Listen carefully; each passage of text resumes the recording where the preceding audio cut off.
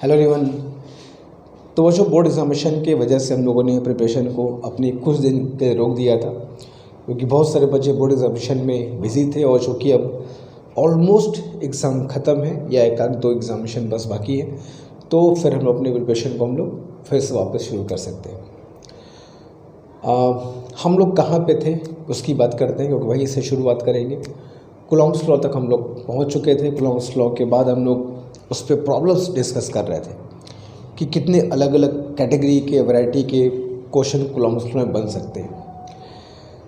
इसके पहले वाली क्लास में हम लोगों ने कुछ अलग अलग कैटेगरी के डिफरेंट टाइप्स के क्वेश्चंस देखे।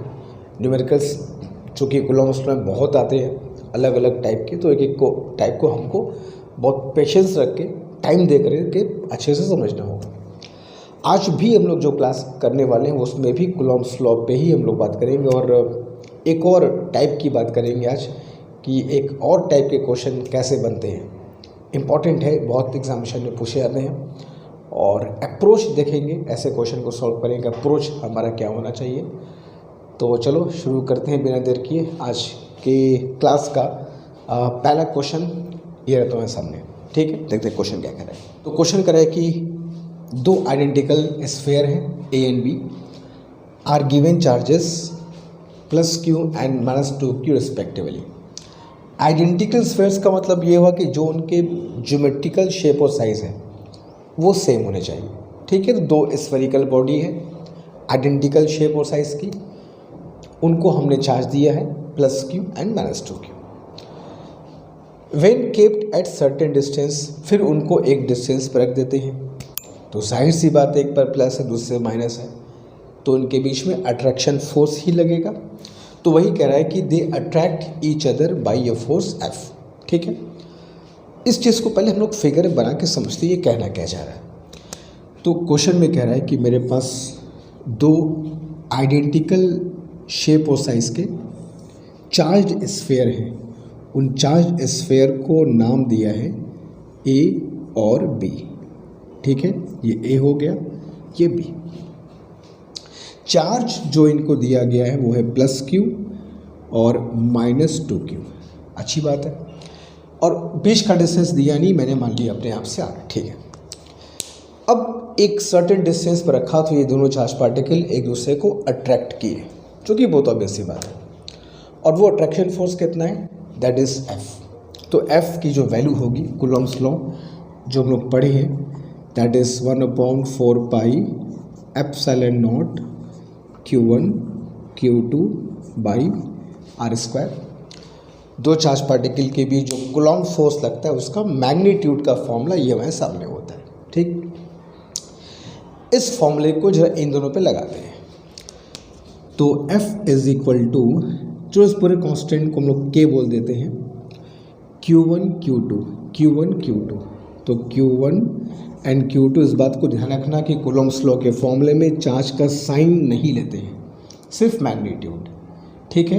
तो Q1 Q2 और बीच की डिस्टेंस होगी इनकी r², ठीक है।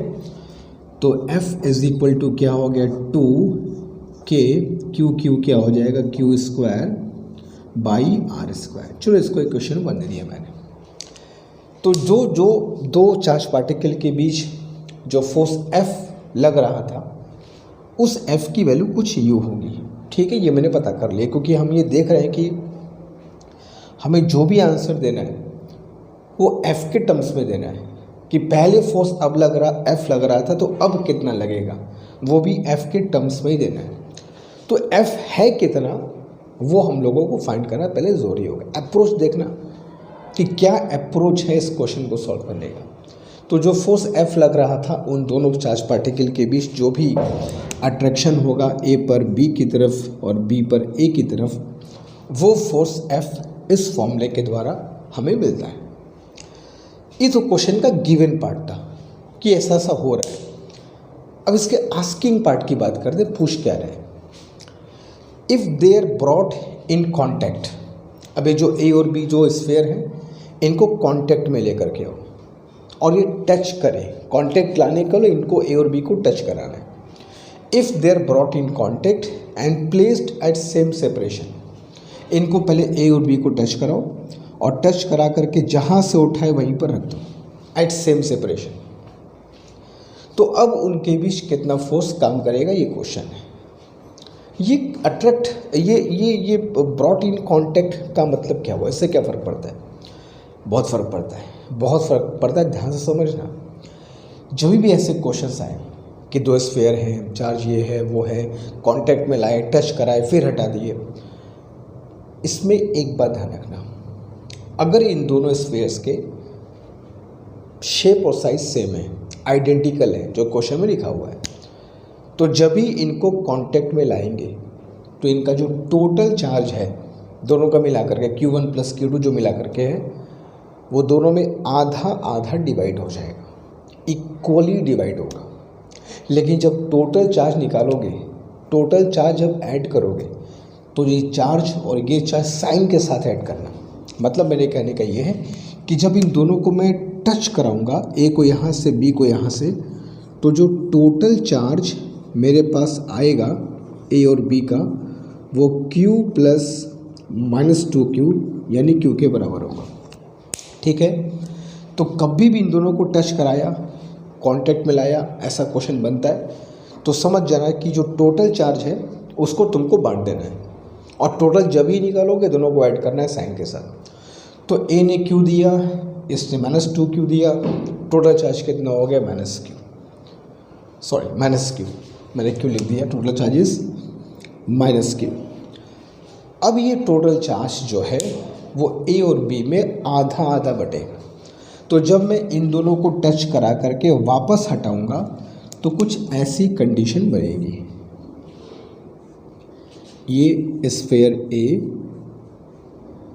ये दूसरा स्फीयर बी, इस पे चार्ज -Q/2, इस पे भी चार्ज क्या होगा, -Q। ये -Q/2 कहाँ से आया?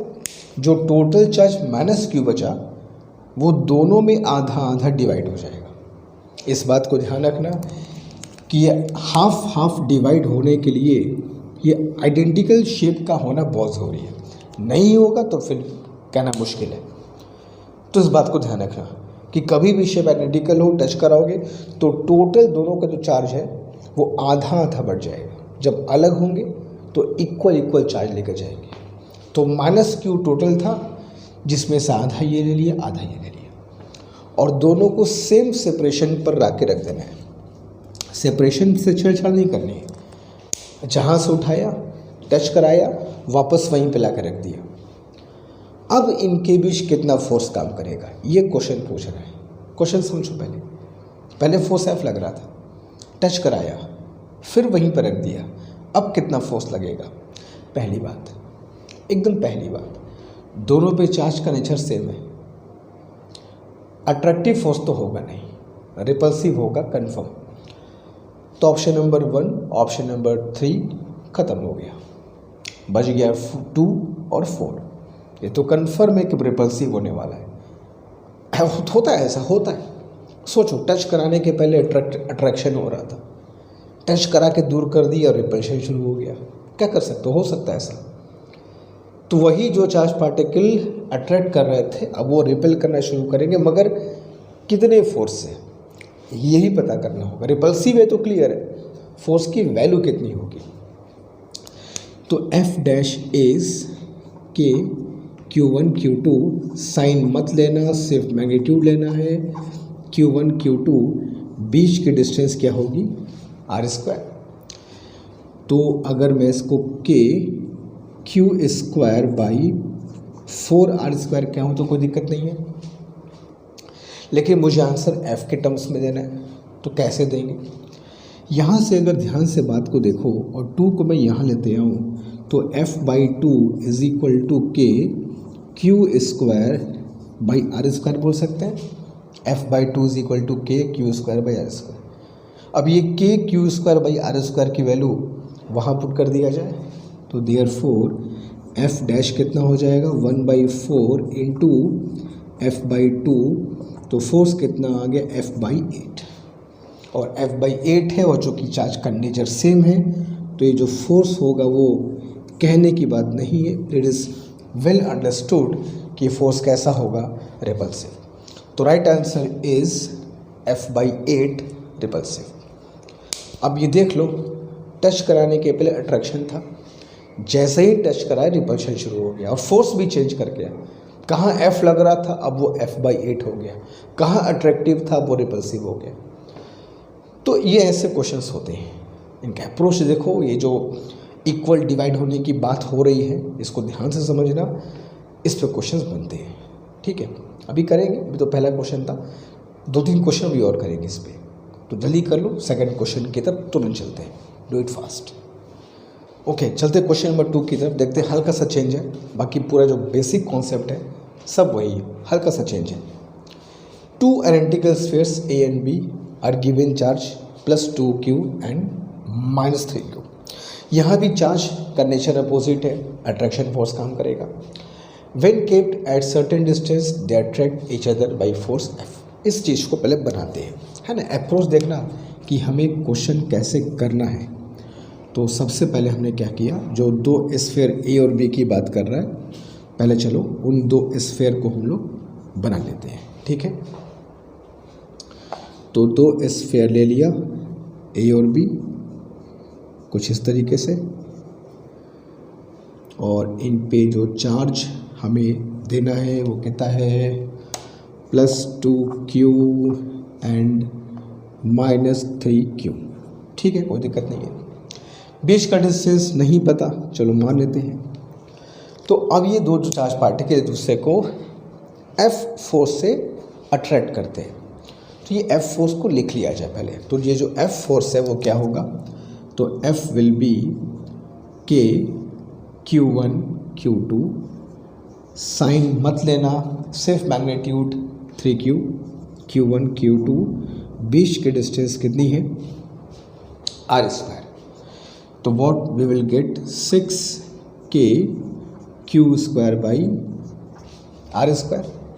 ठीक है, अगर मैं 6 को यहाँ लेते हूँ तो क्योंकि मुझको F की ज़रूरत पड़ेगी, तो k Q² r² की वैल्यू हमें F/6 मिल गई। क्योंकि हमें आंसर F के फॉर्म में ही देना है, तो हमको F में ही सारा बात Q R सबको F में लेना पड़ेगा। यहाँ तक तो गिवन पार्ट है। आस्किंग पार्ट क्या कह रहा है, a third identical but अनचार्ज sphere. 2 शब्दों पर फोकस करना, अ थर्ड आइडेंटिकल बट अनचार्ज। एक तीसरा स्फीयर लेते हैं C, एक तीसरा स्फीयर C लिया जो एकदम आइडेंटिकल है, मतलब जिसका शेप और साइज A और B के बराबर है, मगर अनचार्ज्ड है। तो एक तीसरा स्फीयर C हमने यहाँ बना दिया। ठीक है, इस C पर कोई भी चार्ज फिलहाल नहीं है। अब इसको हमको first touched with A then with B, इसमें ऑर्डर पर ध्यान रखना। ऐसा नहीं कि A और B में से किसी को भी टच करा के काम हो जाएगा। पहले किसको टच कराते हैं, इससे क्वेश्चन में फ़र्क पड़ता है। First touched with A then with B। ऐसा मत करेंगे सर टच ही तो कराना है, पहले B को करके फिर A को कर, नहीं, मामला बदल जाएगा, फ़र्क पड़ेगा। चार्ज का जो शेयरिंग है उससे फ़र्क पड़ेगा। तो हमें कहा है कि C को पहले A से टच कराओ, फिर B से, और फिर C को उठा के फेंक दो, फिर A और B को चेक करो भाई कितना फोर्स लग रहा है। ठीक है, तो क्वेश्चन ये कह रहा है वही करना है। C आइडेंटिकल शेप और साइज का है। जब मैं A से टच कराऊंगा तो जो टोटल चार्ज है वो A और C में आधा आधा बटेगा। तो टोटल चार्ज है 2q + 0, उसका तो 0 ही है, तो 2q + 0 = 2q। तो ये 2q A और C में आधा आधा बांट दो। एक फिगर बना के बताता हूँ कि कैसे होगा। तो B के साथ तो फिलहाल अभी कोई छेड़छाड़ नहीं करना है, तो B के चार्ज को अभी हम लोग उतना ही दिखाते हैं, B - 3q। C को A से टच कराया तो टोटल चार्ज कितना हो गया, 2q। वो 2q A और C में आधा आधा बढ़ जाएगा। तो A पर भी चार्ज q और अब C पर भी चार्ज q। ठीक है, अब इस C को हमें B से टच कराना है। तो सी को जब बी से टच कराने जाओगे तो total charge Q minus 3Q add करोगे, इन दोनों को टोटल चार्ज कितना होगा -2Q। फिर वो -2Q बी और सी में आधा आधा बढ़ जाएगा, तो इससे कितना मिलेगा -Q, इससे भी कितना मिलेगा -Q। क्लियर है? तो जो अब कंडीशन बनेगी वो कैसी बनेगी, कुछ ऐसी बनेगी। ए का तो हिसाब किताब हो गया है, एक Q लेके शांत हो गया है, बी का हिसाब किताब बाकी है। तो बी ने क्या किया, बी ने कुछ नहीं किया, जो करना है वो सी ने किया। सी आया, बी से टच किया, अपना उसको दे दिया, तो Q प्लस -3Q कितना हो गया -2Q। भाई इसको इसमें ऐड करो, कितना आएगा -2Q तो आएगा। फिर वो -2Q का आधा हिस्सा बी को, आधा हिस्सा सी को, तो -2Q का आधा हिस्सा कितना होगा -Q एंड -Q। तो बी पे चार्ज कितना हो गया -Q और सी पर भी चार्ज होगा -Q। तो ये स्थिति बनेगी अगर सी को पहले ए से फिर बी से टच कराएंगे तो। अब इतना करने के सी को उठा के फेंक दो, इससे कोई मतलब नहीं है। इसको जो करना था कर लिया, ए को डिस्टर्ब किया, बी को डिस्टर्ब किया, गायब हो गया। इसके वजह से ए और बी का चार्ज बदल गया, जो उतना था अब इतना हो गया। अब कितना फोर्स लगेगा तुमको पता करना है। एक बात तो कन्फर्म है कि अभी भी एक प्लस है और एक माइनस है, तो फोर्स तो अट्रैक्टिव ही होना है, ये तो कन्फर्म है। तो फोर्स तो अट्रैक्टिव ही होना है, या तो ये या तो ये। सेकंड और फोर्थ तो हमारा ऑप्शन नहीं हो सकता। भाई ए और बी पे चार्ज बदला है लेकिन नेचर अभी भी प्लस माइनस है, तो फोर्स तो अट्रैक्टिव ही होगा। कितना होगा लेट अस सी।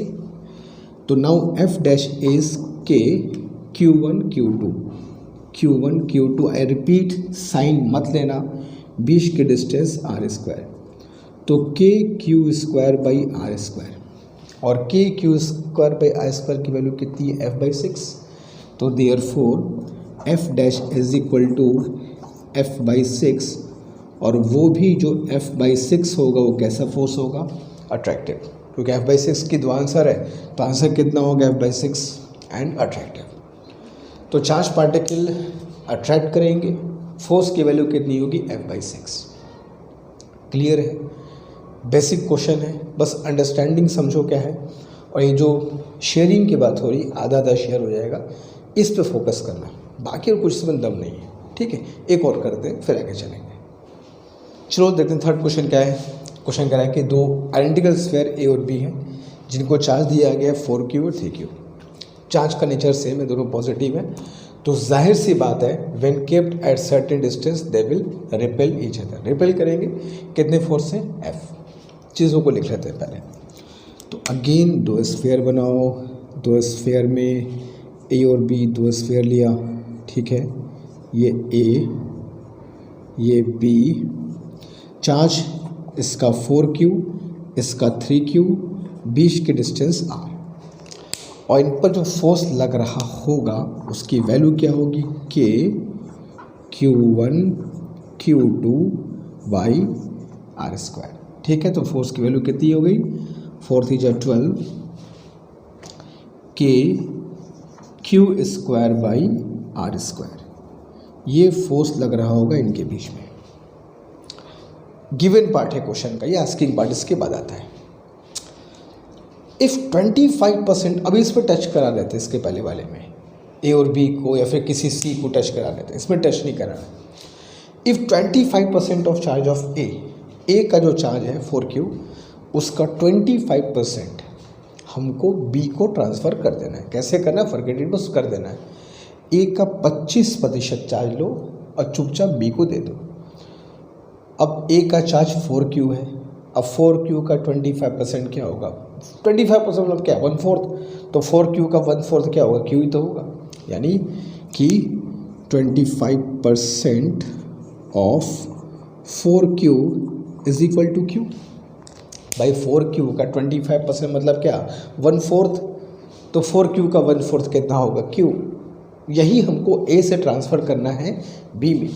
तो जब इतना बी में ट्रांसफ़र कर दोगे तो कुछ ऐसी स्थिति आ जाएगी, ए में से चार्ज Q को कम कर देना है और बी के चार्ज में Q जोड़ देना है।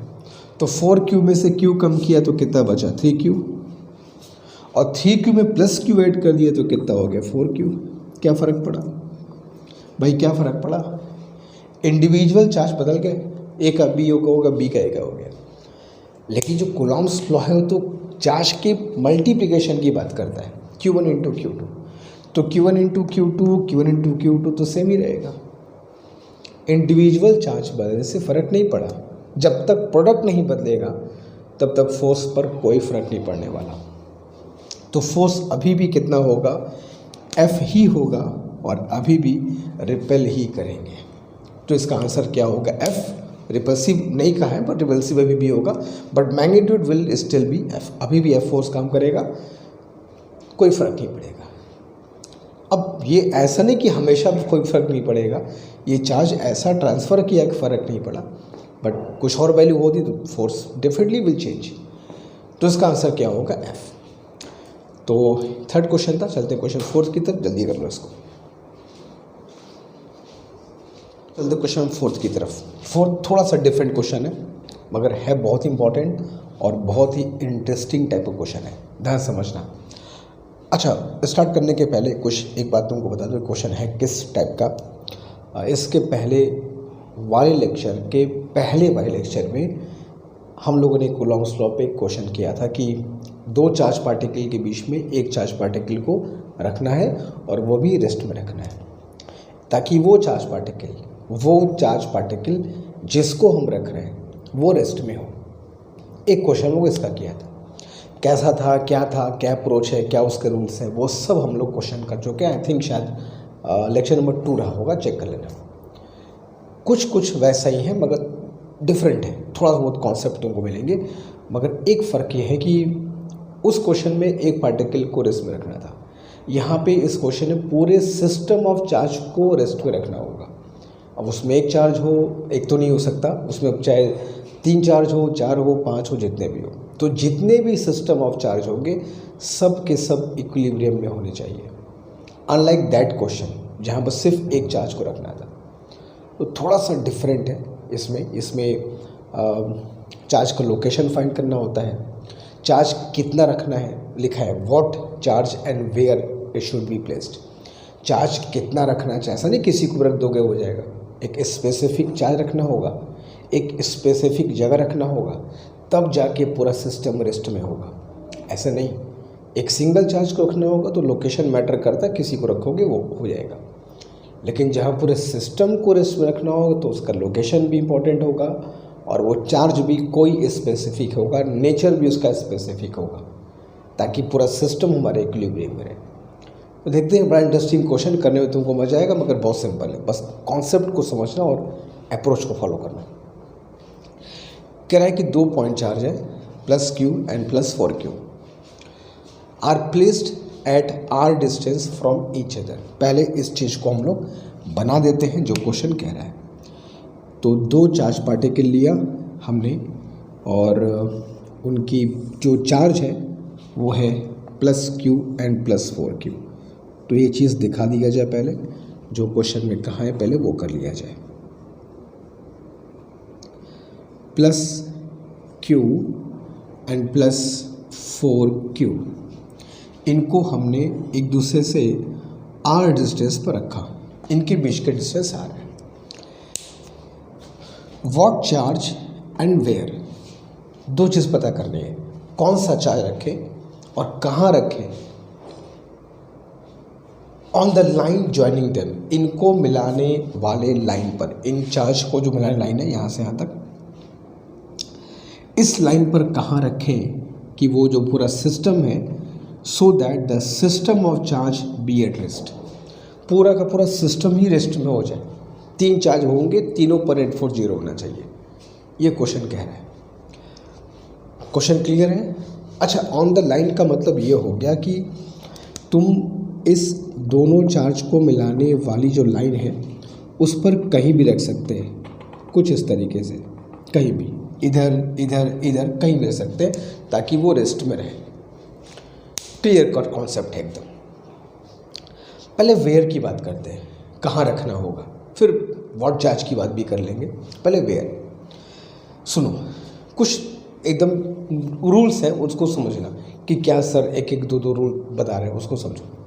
पहली बात, ऐसे क्वेश्चन में जब भी दोनों चार्ज का नेचर सेम हो, ठीक है, जिनके बीच हमें चार्ज को रखना है, पहले उन दो चार्ज को देख लो। बहुत कुछ तुमको उस टॉपिक से मिलता मैच करेगा यहाँ पर। अगर इनका नेचर सेम है, दोनों प्लस प्लस या दोनों माइनस माइनस, तो तीसरे चार्ज को लेफ्ट या राइट में नहीं रखना है। कभी भी पूरा सिस्टम रेस्ट में नहीं हो सकता। कोई एक हो जाएगा 3 में से 4 में से, मगर पूरा सिस्टम नहीं हो सकता। तो पूरे सिस्टम को रेस्ट में रखने के लिए कुछ बातें समझ लो। अगर यहाँ पे दोनों सेम नेचर के हैं तो तीसरे चार्ज को हमें इनके बीच में कहीं रखना होगा ताकि पूरा का पूरा सिस्टम रेस्ट में हो। लेफ़्ट और राइट का कॉन्सेप्ट एक बिल्कुल नहीं है, पूरा सिस्टम रेस्ट में नहीं हो सकता कभी नहीं, ठीक है।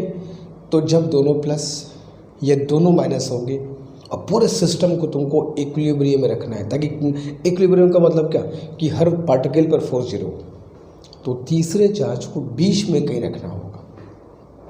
अभी एग्जैक्ट लोकेशन नहीं मिला है, बस बता रहा हूँ कि बीच में रखना होगा, लेफ़्ट और राइट को छोड़ देना होगा। एग्जैक्ट लोकेशन बताना होगा, बीच में तो कहाँ पे, प्लस क्यू से कितना दूर, प्लस 4Q से कितना दूर, और उस चार्ज की वैल्यू क्या होगी। चलो नेचर की बात भी कर लेते हैं। कभी भी ऐसा क्वेश्चन आए जहाँ दोनों का नेचर सेम है तो थर्ड चार्ज को तो बीच में रखना ही है, ये तो क्लियर हो गया, और उसका नेचर अपोजिट होना चाहिए। अगर ये प्लस प्लस है तो थर्ड जो रखोगे वो माइनस होना चाहिए।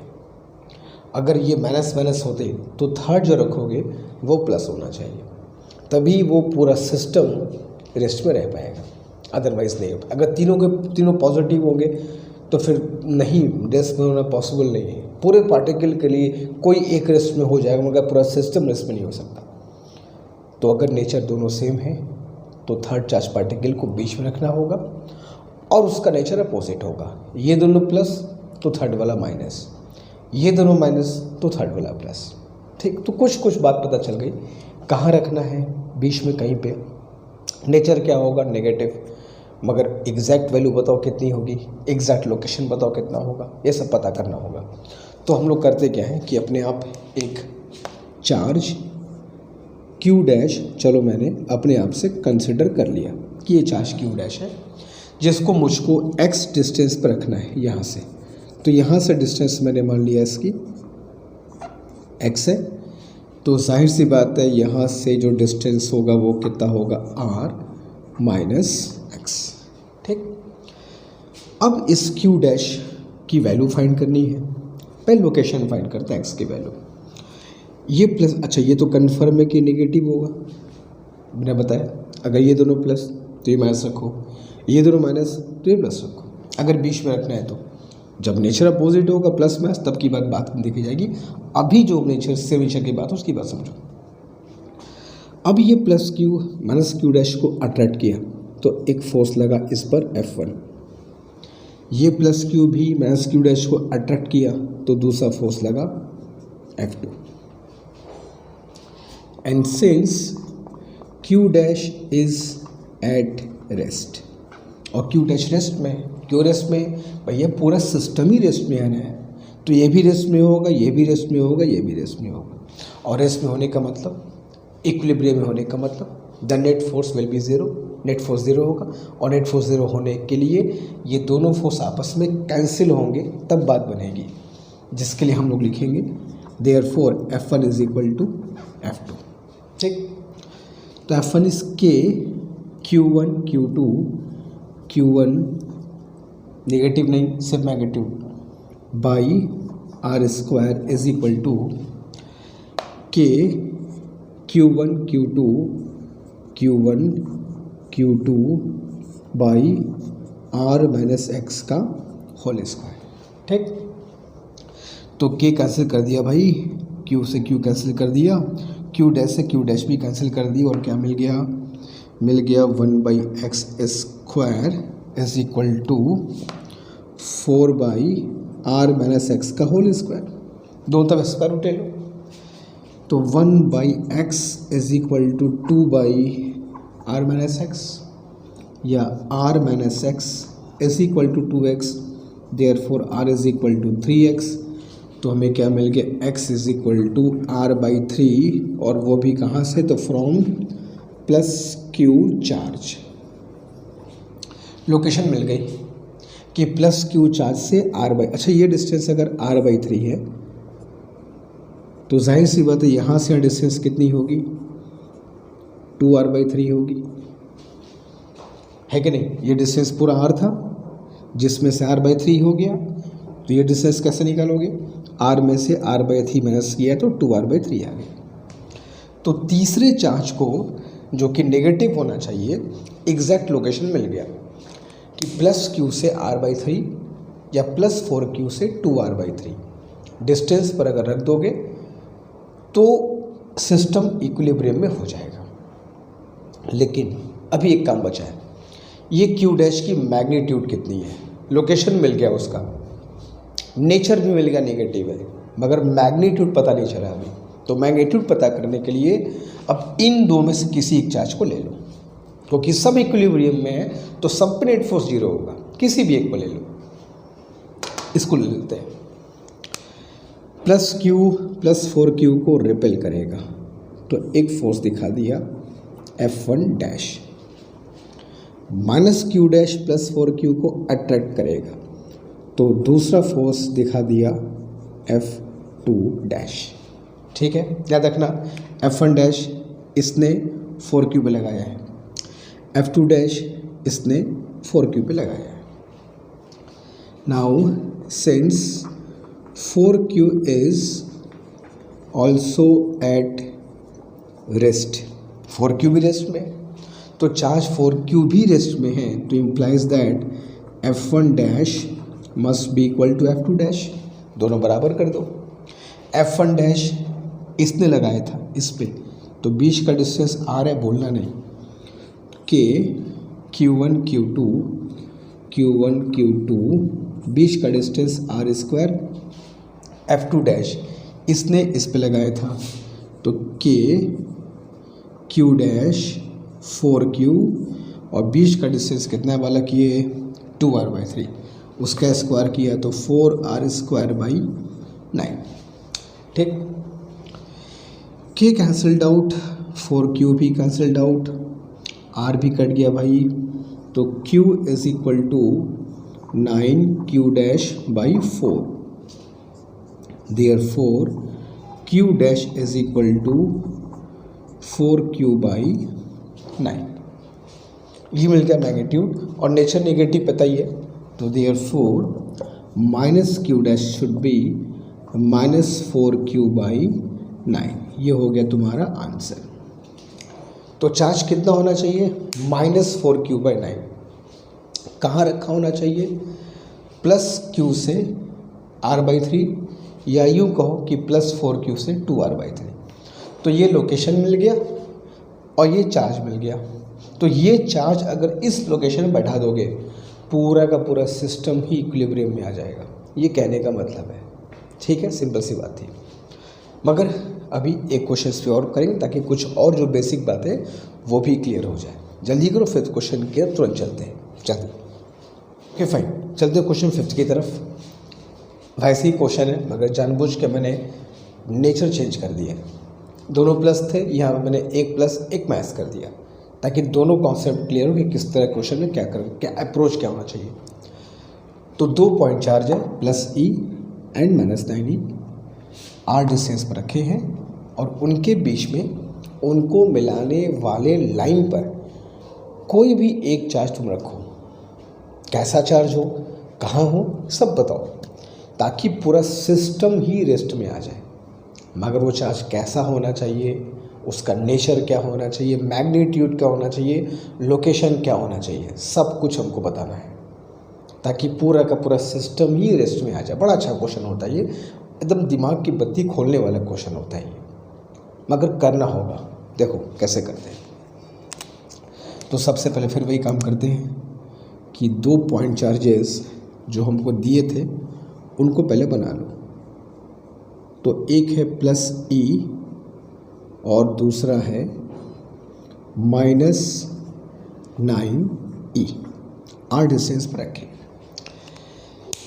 इनको मिलाने वाली लाइन जो है उसकी बात पहले कर लेते हैं। ये लाइन है, इस लाइन पर ही हमें थर्ड चार्ज को कहीं पर लाके रखना है। यहाँ भी रख सकते हो, यहाँ भी, कहीं भी। अब ये हमें डिसाइड करना होगा कहाँ। सुनो, तो मैंने क्या बताया था फिर से, जब दोनों चार्ज पार्टिकल का नेचर सेम होगा, दोनों प्लस प्लस या दोनों माइनस माइनस, तो थर्ड चार्ज को बीच में रखना होगा। क्लियर है? कोई दिक्कत नहीं, बस यही कॉन्सेप्ट है। लेकिन अगर एक प्लस और दूसरा माइनस है, जैसा कि फिगर में देख रहे हो, तो थर्ड चार्ज को बीच में रख करके काम नहीं बनेगा, हो ही नहीं सकता। कोई एक रेस्ट में हो सकता है, पूरा सिस्टम रेस्ट में नहीं होगा। तो फिर क्या होगा? तो फिर लेफ्ट में रखना होगा या राइट में रखना होगा। कैसे डिसाइड करेंगे? तो जिधर छोटे मैग्नीट्यूड का चार्ज होगा उधर रख देना। आई रिपीट, जिधर छोटे मैग्नीट्यूड का चार्ज होगा, चार्ज का नेचर मत देखना, मैग्नीट्यूड के हिसाब से चेक करना। ई और 9a में छोटा कौन है? ऑफ कोर्स ई। अब ये तो बहुत पहले बताया था कि -9 में ये मतलब कि माइनस वाला छोटा है, वो प्लस वाला बड़ा, ऐसा नहीं है। मैग्नीट्यूड के हिसाब से कौन छोटा है? ई छोटा है। तो ऐसे कंडीशन में थर्ड चार्ज को हमें इसके बगल में कहीं रखना होगा। नेचर सेम है तो बीच में, नेचर डिफरेंट है तो या तो लेफ्ट या तो राइट। जिधर छोटा चार्ज हो उसके नज़दीक होना चाहिए, बस इतना रहना। तो इस छोटे चार्ज के नज़दीक में एक तीसरा चार्ज हमने रख दिया। एग्जैक्ट लोकेशन पता करना है, सिर्फ लेफ्ट राइट से तो काम बनेगा नहीं, एग्जैक्ट लोकेशन।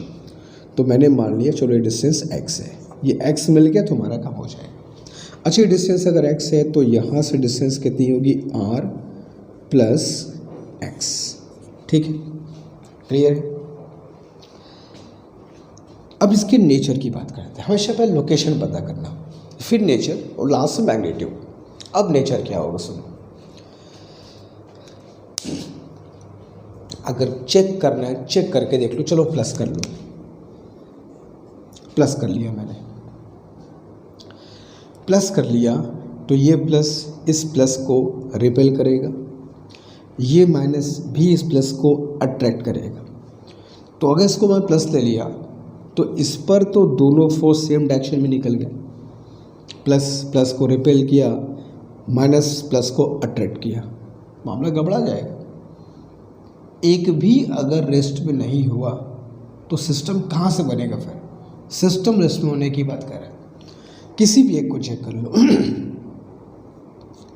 नेगेटिव ले लो, ये नेगेटिव इस प्लस को अट्रैक्ट करेगा, ये माइनस इस माइनस को, ये माइनस इस प्लस को अट्रैक्ट करेगा।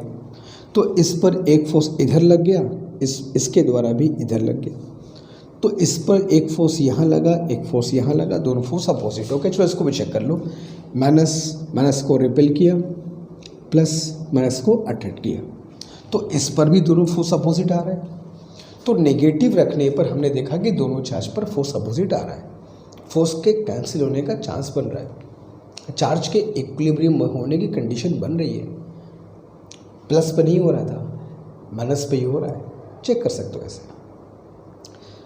लोकेशन का अंदाज हो गया, नेचर पता चल गया।